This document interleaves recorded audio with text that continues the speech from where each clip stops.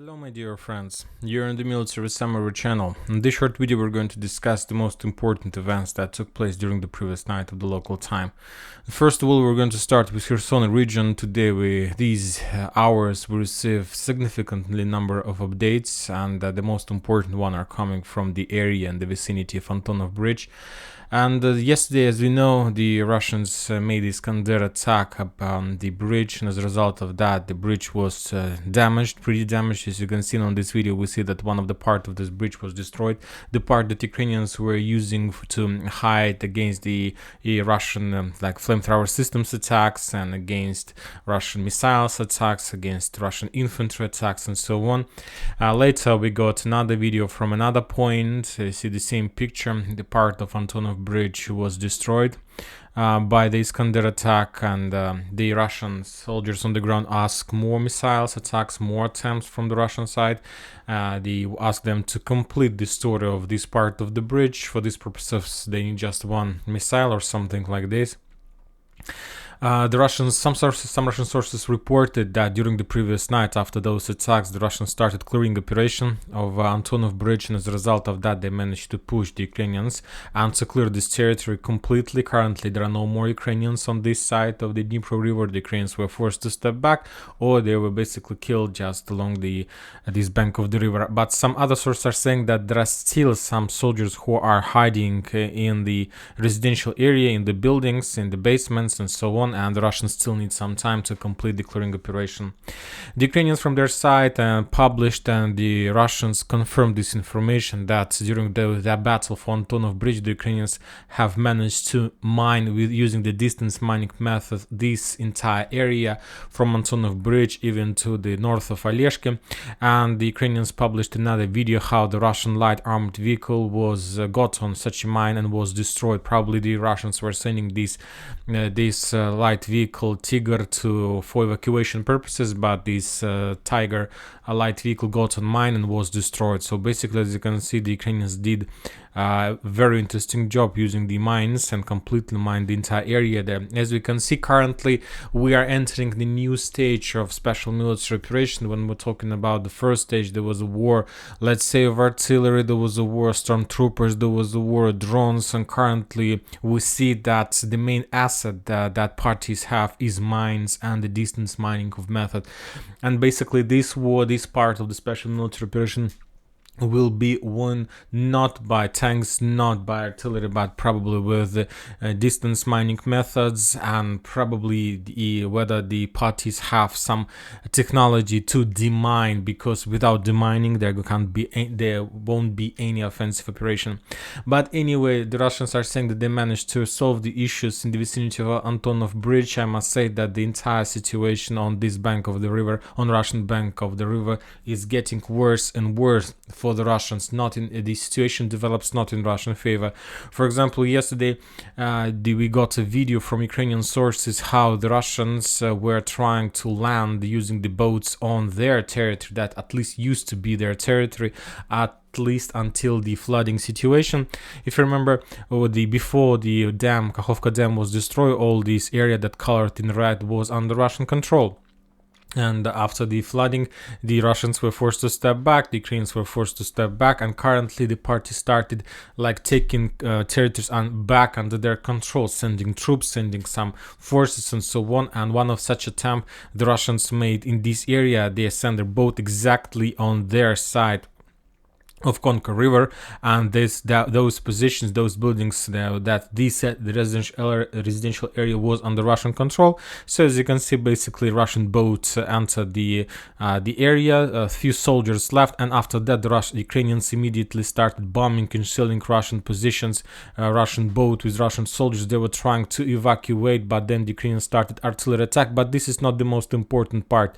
A little bit later, we're gonna see that this territory was that there were already Ukrainian soldiers. There were already a lot of Ukrainian soldiers on this bank of the river. So basically, as I understand, during these days, the Russians completely lost control over this side of Dnipro River, and basically the Ukrainians doesn't have any barriers. I'm talking about water barriers to start offensive operation in direction of Alyoshki.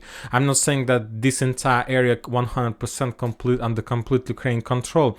I believe that just a few squads of Ukrainian soldiers, commandos was moved on this area. But anyway, this is the first squad. The main job, the main purpose of them is to prepare the bridgehead and to give Ukrainians more time to land more troopers. Anyway, as I told you a minute ago, there are no more water barrier in front of Ukrainians to start offensive operation in direction of Alyoshki.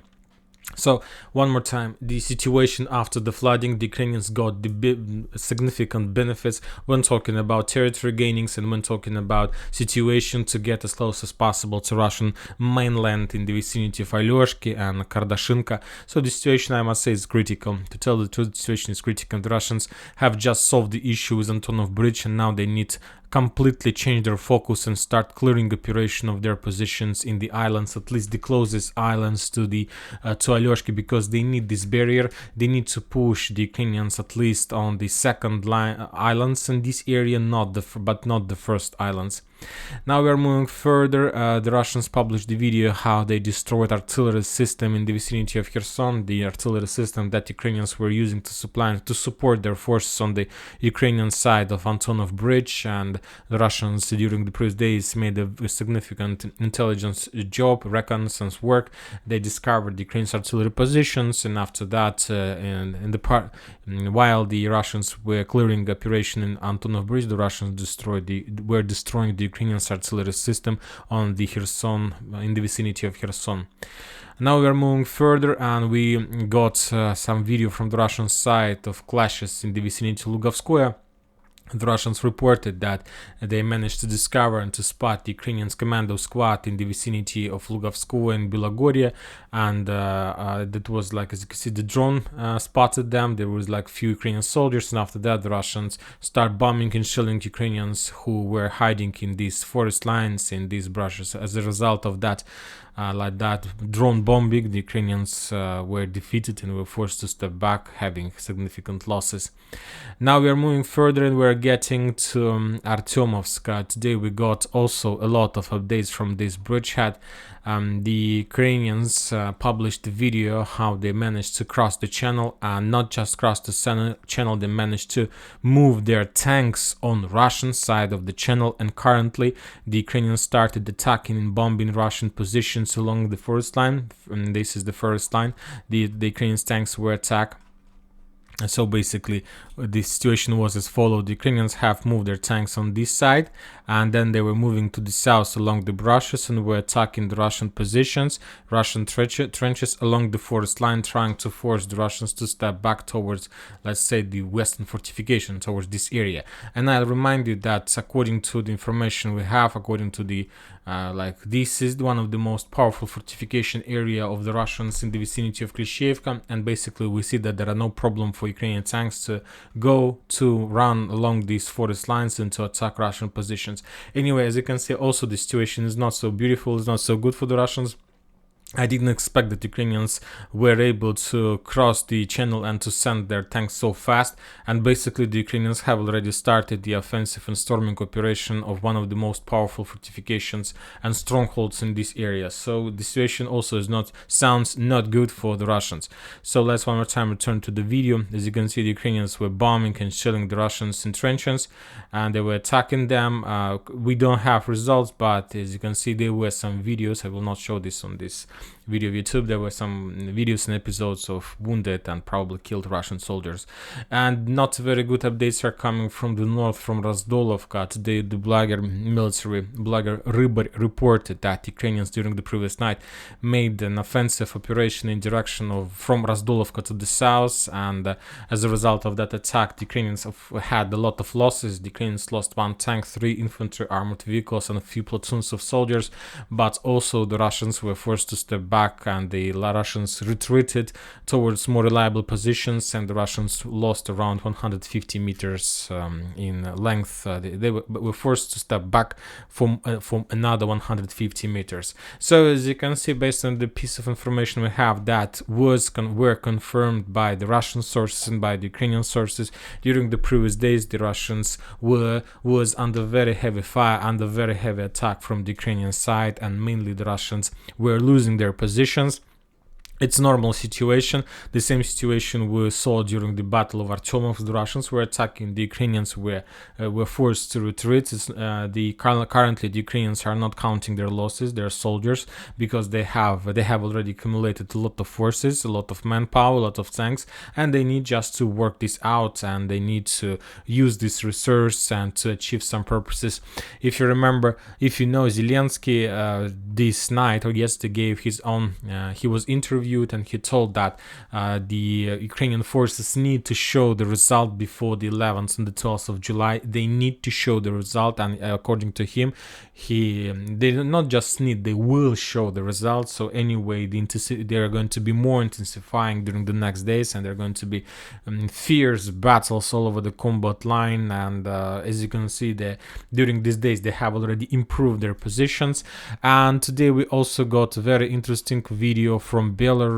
The satellite shown us the photo of a possible Wagner base in Belarus. As you can see on the top, you see the old the base, the polygon, and so on. And on the 30th of June, we see some updates. We see a lot of tracks, a lot of camps, a lot of facilities that were established on this polygon during the recent days. So the Wagners have already redeployed some forces in this area, and according to some calculation, this camp can hold from 8 to 18 to 15,000 soldiers. So the maximum number of forces that can be redeployed in this area is around 15,000 soldiers. And the last update from the Ukraine, today we got another mobilization order.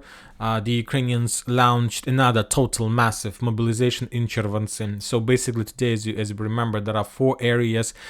I believe that there are more areas where the Ukrainians have already announced the total mobilization, but we got just 4 documents that proves this doctrine. We know that massive mobilization was announced in Chernovtsi currently, in Lvov, in Ivano-Frankovsk, in Kiev, and in Chernigov. So as you can see, the Ukrainians, basically, as I told you, there are more settlements where the Ukrainians have already announced the massive mobilization, total mobilization, but we got just 4 documents. So the Ukrainians are planning to make another military corps, another 100,000 soldiers will be mobilized, or I believe even more.